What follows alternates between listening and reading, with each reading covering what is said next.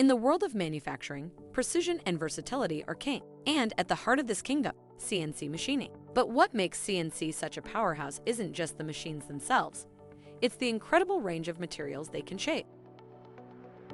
From the strength of metals like aluminum and titanium to the flexibility of plastics and the cutting-edge performance of composites, CNC machining embraces them all. But why does material matter?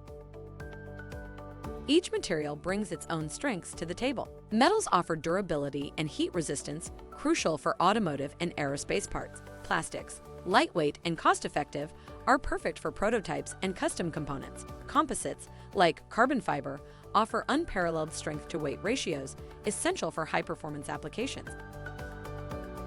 The choice of material directly impacts the machining process. Cutting speeds, tool selection, and finishing techniques must all be tailored to the material to achieve the desired precision and quality.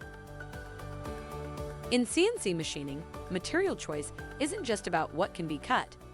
It's about unlocking the full potential of your design, ensuring your product performs exactly as intended in any application. From the everyday to the extraordinary, CNC machining turns raw materials into the building blocks of innovation.